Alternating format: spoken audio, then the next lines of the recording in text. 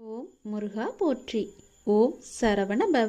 என் அன்பு குழந்தையே, நான் உனது கோரிக்கையை நிறைவேற்றப் போகின்றேன்.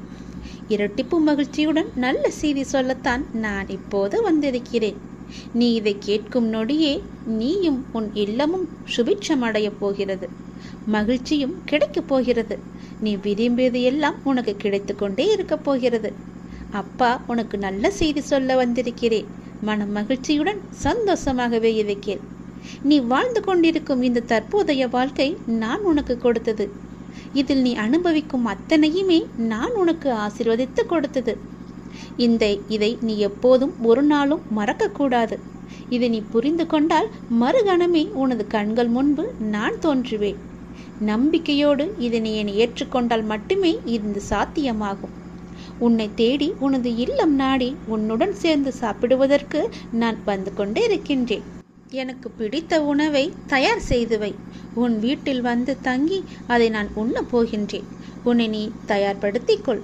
எனது பரிபூரண ஆசீர்வாதம் உனக்கு கிடைக்கப் போகின்றது. அளவில்லாத மகிழ்ச்சி உனக்கு கிடைக்கப் போகின்றது. எனது காலடி படும் நேரம் உன்னுடைய வீடும் நீயும் சுபிட்சமடையப் போகின்றாய். இதுவரை இல்லாத அளவு பெருமளவு இரட்டிப்பு மகிழ்ச்சியுடன் நீ சந்தோஷமாகவே வாழப் போகின்றாய். நீ என்னிடத்தில் வைத்த கோரிக்கைகள் எதுவாக இருந்தாலும் அது நிச்சயம் நிறைவேறப் போகின்றது. நீ விரும்பியது எல்லாமே உனக்கு கிடைக்கப் போகின்றது. உன்னை பார்த்து ஏளனமாக சிரித்தவர்கள் எல்லாம் உன்னை பார்த்து வியக்கும் வண்ணம் நான் உன்னை உயர்த்தி வாழ வைக்கப் போகின்றேன். நடப்பது இனி நடக்கப் போவது இதுவரை நடந்தது எல்லாமே என்னுடைய அனுகிரகத்தால் தானே, என்னுடைய துணையால் தானே, என்னுடைய லீலைகள் தானே. அப்படி இருக்கும்போது இனி நடப்பதும் நீ நடந்து கொண்டு இருப்பதும் எல்லாமே என்னுடைய நன்மைகளாக மட்டுமே உனக்கு இருக்கும். நடத்ததும் நடத்த போவதும் நீ நடப்பவை அனைத்துமே நன்மை தருவதாக மட்டுமே இருக்கும். நம்பிக்கை உன்னிடத்தில் தொடங்கும் போது உன்னை நோக்கி துன்பம் வரவே செய்யாது. என் மீதான நம்பிக்கையை நீ வலுப்படுத்த அந்த துன்பமானது உன்னை கண்டு ஓடோடிவிடும். நீ எப்போதெல்லாம் என் நாமத்தை நீ சொல்லிக்கொண்டே இருக்கின்றாயோ, நம்பிக்கையோடு என்னை நினைத்து உன் வீட்டில் தெய்வம் ஏற்றுகிறாயோ, அந்த நொடியே உன் வீடு சுபிட்சமடையும். என் காலடி உன் வீட்டில் பட்டவுடனே உனக்கான நல்ல நல்ல மாறுதல்கள் எல்லாம் ஒன்றின் பின் ஒன்றாக நடக்கத் தொடங்கும். உன் வீடு முழுவதும் தீப ஒளியாக நான் காட்சி தருவேன். உன் வீடு சுபிட்சமடைய நான் உன் இல்லத்திலேயே தங்கப் போகிறேன். உன் வீடு எப்பொழுதும் தெய்வ கடாட்சம் நிறைந்ததாகவே இருக்கப் போகிறது. நீ கேட்ட செல்வங்களுடன் உன் இல்லத்தில் வந்து நான் தங்கப் போகிறேன். எனக்காக உணவு பரிமாற நீ தயாராக இரு. எனக்கு வேண்டிய உணவை சமைத்து வை. நான் வந்து சாப்பிடுகிறேன். எல்லாமே உனக்கு நல்லதாகவே நடக்கும். உன்னுடைய காரியங்கள் அனைத்தும் வெற்றி பெறும். உன் துயரங்கள், உன்னுடைய வியாதிகள், உன் கடன் சுமைகள் அனைத்தும் உன்னை விட்டு விலகப் போகின்றது. கூடிய விரைவில் நீ விரும்பும் எண்ணங்கள் நிறைவேறப் போகிறது. செல்வம் பெருகப் போகிறது. உனது வளர்ச்சியையும் நீ மகிழ்ச்சியாக இருப்பதையும் பார்ப்பதற்கு நான் உன்னோடு உன் வீட்டிற்கே வரப்போகின்றேன். துயரங்களின் தாக்கத்தை தாங்க முடியவில்லை என்று புலம்பிக் கொண்டிருக்கின்றாய். உன் பாரதத்தின் பெரும் பகுதியை நான் சுமந்து கொண்டிருக்கின்றேன். உன்னை நான் எந்த நேரத்திலுமே கைவிட எண்ணியதே கிடையாது. உனக்காக நிழலாக என்றும் உனக்காக நீ செல்லும் இடமெல்லாம் ஏதாவது ஒரு ரூபத்தில் நான் உன்னை துணையாக வந்து காப்பாற்றி கொண்டே இருக்கின்றேன். மனதையும் வாக்கையும் செயலையும் ஒருமுகப்படுத்தி நேர்மையாகவும் உள்ளபூர்வமாகவும் நீ செயல்படுத்த பழகிக்கொள். அவ்வாறு நீ உன் வாழ்வில் செயல்பட துவங்கினால் உன்னுடைய துக்கங்கள் அனைத்துமே ஒரு முடிவுக்கு வந்துவிடும். அனைத்து துன்பங்களும் விலகிவிடும். உன் வாழ்க்கையில் என்ன நடந்தாலும் உனது நன்மைக்காக மட்டுமே நான் நடத்துகிறேன் என்பதை நீ நம்பு. என் குழந்தையாக நீ எதற்கும் எப்போதும் யாருக்காகவும் நீ பயப்பட வேண்டாம். எல்லாமே நீ விரும்பியது போலவே நல்லதாகவே நடக்கும். இது உன் அம்மாவாக, அப்பாவாக, உன் குருவாக என்னுடைய சத்திய வாக்கு. இது எல்லா மங்களங்களும் உனக்கு விளையப் போகின்றது. எந்த ஒரு சூழ்நிலையிலும் நீ கவலை மட்டும் நீ படக்கூடாது. எதிர்மறை எண்ணத்தை உன் மனதிற்குள்ளே கொண்டு வரக்கூடாது. எப்போதும் நீயும் உன் வீடும் நேர்மறையாகவே எப்பொழுதும் சூழ்ந்து இருக்கட்டும். நேர்மறையை மட்டுமே உனக்குள்ளும் உன் வீட்டிற்குள்ளும் கொண்டு வா. தன்னை நாடி வருபவர்களிடம் எந்த வித்தியாசங்களையும் நான் ஏற்ற இறக்கங்களையும் நான் பார்க்க மாட்டேன். தன் சன்னதியை அடைந்து கண்மூடி நம்பிக்கையுடன் பிரார்த்தனை செய்பவர்கள் மேல் தன்னுடைய பேரருளை நான் வியாபிக்க செய்கின்றேன். இன்றைய தினம் என்னுடைய பேரருளை நீ பெற்று வாழ்வாங்க வாழப்போகின்றாய். சந்தோஷங்கள் பொங்க நான் உன்னை ஆசீர்வதிக்கின்றேன். என்னை சரணாகதி அடைந்தவர்கள் துன்பத்தில் விழும் தருவாயில் கூட அவரது கை கொடுத்து நான் தூக்கி விடுகிறேன். கைப்பிடித்து எழுந்து என்னிடம் வந்து விட்டால் போதும், நான் அவர்களை பார்த்து கொள்வேன். நிச்சயம் உன்னுடைய எதிர்காலம் மிக சிறப்பானதாக மாற்றித்தர நான் உனக்கு சத்திய வாக்கு தருகிறேன். கடந்த காலத்தை நீ கடந்து வந்தால்தான் எதிர்காலம் உனக்கு கைகூடி வரும். நடந்து முடிந்தது அனைத்துமே பாடம். அதை மீண்டும் மீண்டும் நினைத்து கொண்டிருந்தால் கண்முன் இருக்கும் வாய்ப்பும் கண்ணுக்கு தெரியாது போய்விடும். நல்ல திசை, உனக்கு நல்லதே நடக்கும். இந்த அப்பன் எப்போதுமே உனக்காக மட்டுமே இருக்கின்றேன். உன் நல்லதுக்காகவே நான் வாழ்ந்து கொண்டிருக்கின்றேன். உனக்கு நல்லது செய்யவே உனக்கு துணை புரிந்து கொண்டிருக்கிறேன். எல்லாவற்றிலும் நீ ஜெயிக்க என்னுடைய ஆசிகளையும் எப்போதும் நான் உனக்கு வழங்கி கொண்டே இருப்பேன். நல்லது நடக்கும். இந்த பிரபஞ்சத்தில் நிலையானது என்று எதுவும் இல்லை. மாற்றங்கள் மட்டுமே மாறாதவை. தினமும் நம் கண்களுக்கு தெரிந்தும் தெரியாமலும் எத்தனையோ மாற்றங்கள் நிகழ்ந்து கொண்டுதான் இருக்கின்றன. நம் வாழ்விலும் பல மாற்றங்கள் நிகழலாம். நீங்கள் மாற வேண்டும் என்று நினைப்பது இன்றே கூட மாறலாம். ஆகவே நம்பிக்கையை இழக்காதே. நமது சூழ்நிலைகள் நிரந்தரமில்லை. தோல்விகளும் நிரந்தரமில்லை. கஷ்டங்களும் நிரந்தரமில்லை. உன் கடன் பிரச்சனைகளும் நிரந்தரமில்லை. இன்றைய நிலை நிரந்தரமில்லை. அவமானங்கள் எதுவும் நிரந்தரமில்லை. கஷ்டங்களும் கவலைகளும் கூட ஓடோடிவிடும். இவை அனைத்துமே மாறக்கூடியவை. அனைத்திற்கும் தீர்வு உண்டு. நீ என்னை நம்பினால் என்னால் தீர்க்க முடியாத பிரச்சனைகளே இல்லை. நிறைவேற்ற முடியாத பிரார்த்தனைகள் இல்லை. மாற்ற முடியாத சூழ்நிலைகள் இல்லை. முழுமையாக என்னை நம்பு. உங்களுக்கு ஒன்று தாமதமாகிறது என்றால் அதை முழுமையாக ஏற்றுக்கொள். காரணமில்லாமல் இங்கு எதுவுமே நிகழப்போவதும் கிடையாது. இதை நீ இப்போது கேட்டுக்கொண்டிருப்பதற்கும் மிகப்பெரிய ஒரு காரணம் இருக்கலாம். எல்லாமே நன்மைக்கே. நம்பிக்கையோடு நீ பிரார்த்தனையை மட்டும் செய். உங்கள் வாழ்வில் நிச்சயமாகவே மாற்றங்கள் ஏற்படும். நீ கேட்டபடியே நல்ல மாற்றங்களாக இருக்கும். சிறப்பாகவே நீ வாழ்வாய். என்னுடைய அனுகிரகம் உனக்கு எப்போதுமே கிடைக்கும். உங்கள் வாழ்க்கை மகிழ்ச்சியுடனே இருக்கும். உங்கள் மரியாதை உங்களிடம்தான் இருக்கின்றது. உங்கள் கண்ணியத்தில் தான் இருக்கிறது. உங்களுடைய நடத்தையில் தான் இருக்கின்றது. உங்களுடைய ஒழுக்கத்தில் தான் இருக்கிறது. உங்கள் முன்பு தரும் மரியாதையை வைத்துக்கொண்டு என்ன செய்ய போகிறீர்கள்? உங்கள் பின்னால் என்ன நடக்கிறது என்று கவனியுங்கள். உங்களை சுற்றி என்ன பேசுகிறார்கள் என்பதை உற்று நோக்குங்கள். உங்கள் மதிப்பு உங்கள் கண்ணியத்தின் மூலம்தான் நீங்கள் இல்லாத இடங்களிலும் பிரதிபலிக்கும். அவரா என்பதற்கும் அவனா என்பதற்கும் வித்தியாசம் இருக்கிறதல்லவா? உங்கள் செயல்களில் அது இருக்கிறது. உங்களுக்கென்று ஒரு பெயர், உங்களுக்கென்று ஒரு குணம், உங்களுக்கென்று ஒரு எல்லையை நீங்கள் வைத்துக் கொள்ளுங்கள்.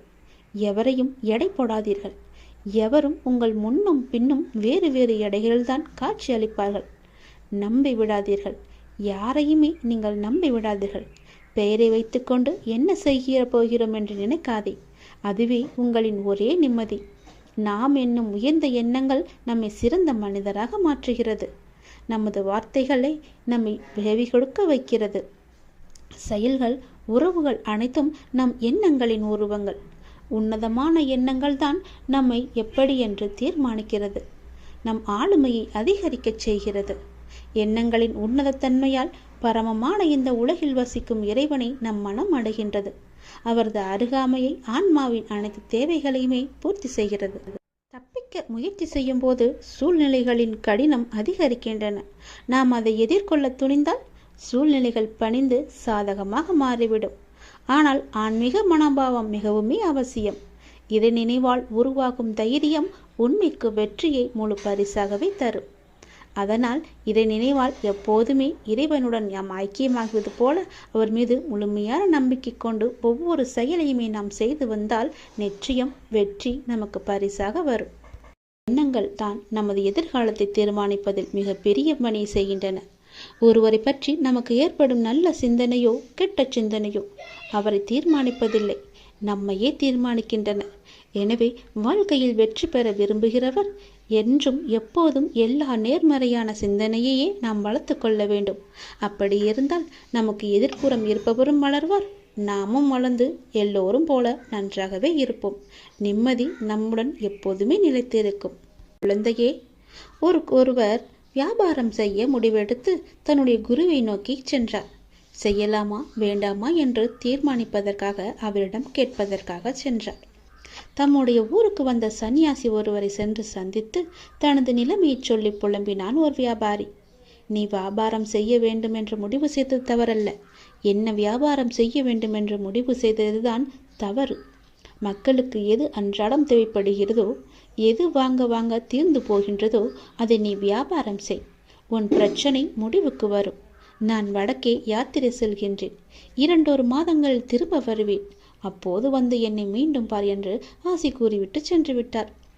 இவனுக்கு அப்போதுதான் உண்மை புரிந்தது. மக்களின் தேவையை அறிந்து கொள்ளாமல் நமக்கு சுலபமாக இருக்கிறது என்று நாம் முடிவு செய்து இத்தனை நாள் வியாபாரம் செய்து வந்தோம். அதனால்தான் தோல்வியும் ஏற்பட்டது என்று உணர்ந்து கொண்டான்.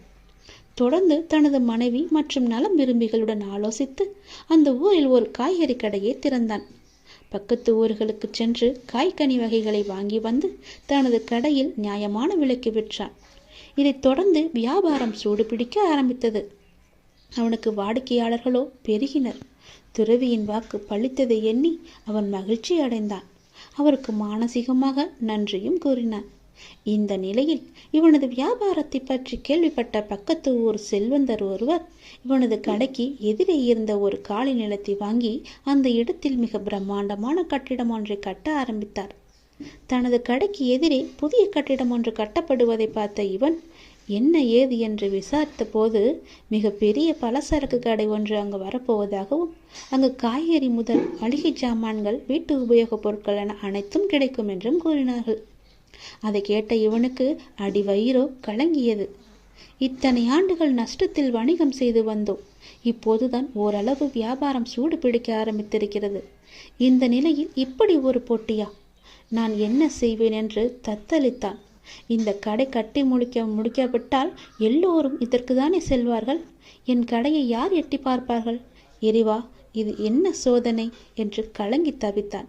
இந்த நிலையில் அந்த சன்னியாசியும் தனது யாத்திரை முடித்து திரும்பினார். அவரிடம் சென்று நடந்ததை விளக்கி, நான் இப்போது என்ன செய்ய வேண்டும் என்றார். ஒன்றும் வேண்டாம், நான் சொல்வதைப் போலவே செய். தினமும் காலை உன் கடையை திறக்கும் போது இன்று எனக்கு வியாபாரம் நன்றாக நடக்க வேண்டும் என்று கடவுளை பிரார்த்தனை செய். அப்படியே எதிர்ப்புறமும் திரும்பி அந்த புதிய கடையிலும் நன்றாக வியாபாரம் நடக்க வேண்டும் என்று பிரார்த்தனை செய். ஒப்புக்காக பிரார்த்திக்காமல் மானசீகமாக அதை விரும்பு. நல்லதே நடக்கும் என்றார். என்ன இப்படி சொல்கிறீர்களே என்று அவரும் ஒரு நிமிடம் குழம்பி போனார். என்னது, எனது போட்டியாளரும் நன்றாக இருக்க வேண்டும், அவருக்கும் வியாபாரம் நன்கு நடக்க வேண்டும் என்று பிரார்த்திப்பதா என்று கேட்டார். ஆமாம், நீ அவருக்கு கூறும் ஒவ்வொரு வாழ்த்தும் நல்ல எண்ணமும் உனக்கே பன்மடங்காக திரும்ப வரும். அதே போல அவருக்கு நீ தீமை நினைத்தால் அதுவும் உனக்கே திரும்ப வரும் என்றார். அதே போல அவர் எங்கேனும் சந்திக்க நேர்ந்தால் ஒரு போட்டியாளரை பார்ப்பது போல் பார்க்காது, ஒரு நண்பரை நலம் விரும்பியை பார்ப்பது போல பார்த்து ஒரு புன்னகை செய் என்றார். அந்த சன்னியாசி மீதும் அவரது வார்த்தைகள் மீதும் இவனுக்கு பெரும் மதிப்பு உண்டு என்பதால் அவள் கூறியதைப் போலவே தினமும் முழு மனத்துடன் தனக்காகவும் அந்த எதிர்கடைக்காரருக்காகவும் பிரார்த்தனை செய்து வந்தாள். அந்த எதிர்கடைக்காரரை பார்க்கும் போதெல்லாம் புன்னகை செய்தும் வந்தான். இதன் பயனாக நாளடைவில் இருவரிடமும் ஒருவித நட்பு ஏற்பட்டுவிட தனது கடைக்கு காய்கறிகளை கொள்முதல் செய்யும் பொறுப்பை இவரிடம் விட்டுவிட்டார் அவர். விளைவு, இவனுக்கு பன்மடங்கு வியாபாரம் கிடைத்தது. நாளடைவில் இவன் கடையும் வளர்ந்து ஒரு மிகப்பெரிய காய்கறி சந்தையாகவே மாற்றிவிட்டான். ஒரு நேர்மறையான அணுகுமுறை, மனோபாவம் எந்த அளவு அவரது வாழ்க்கையை மாற்றியிருக்கிறது என்று பாருங்கள். நாம் இந்த உலகத்தில் தனியாக இல்லை. ஒவ்வொரு விஷயமும் ஒன்றுக்கொன்று பிணிந்தவைதான். நமது தான் நமது எதிர்காலத்தை தீர்மானிப்பதில் மிக பெரிய பணியை செய்கின்றன. ஒருவரை பற்றி நமக்கு ஏற்படும் நல்ல சிந்தனையோ கெட்ட சிந்தனையோ அவரை தீர்மானிப்பதில்லை, நம்மையே தீர்மானிக்கின்றன. எனவே வாழ்க்கையில் வெற்றி பெற விரும்புகிறவர் என்றும் எப்போதும் எல்லா நேர்மறையான சிந்தனையையே நாம் வளர்த்து கொள்ள வேண்டும். அப்படி இருந்தால் நமக்கு எதிர்ப்புறம் இருப்பவரும் வளர்வார், நாமும் வளர்ந்து எல்லோரும் போல நன்றாகவே இருப்போம். நிம்மதி நம்முடன் எப்போதுமே நிலைத்திருக்கும். உன் மீது எனக்கு இருக்கும் அன்பானது எல்லையே இல்லாதது. நீயே என்னை மறந்தாலும் நான் உன்னை மறக்க மாட்டேன். நீயே என்னை விட்டு விலகிச் சென்றாலும் நான் உன்னை விட்டு விலகிச் செல்லவே மாட்டேன். நீ எனக்கு எவ்வளவு முக்கியம் என்று எனக்கு மட்டும்தான் தெரியும். எப்பொழுது விட்டு கொடுக்க வேண்டும், எப்பொழுது பிடிவாதமாக இருக்க வேண்டும் என அறிந்து வாழ்வதும் ஒரு கலைதான். கவலைகளுக்கு பெரிதாக முக்கியத்துவம் கொடுக்கவில்லை என்கின்ற போது அதுவும் பெரிய அளவில் கஷ்டத்தை நமக்கு கொடுப்பதில்லை. அதை நீ புரிந்து கொள். கடந்த காலகட்டத்தில் தவறாக எடுத்த பல முடிவுகளின் விளைவுகள்தான் நிகழ்காலத்தில் நிதானமாக முடிவுகளை எடுக்க நமக்கு நிர்பந்திக்கும்.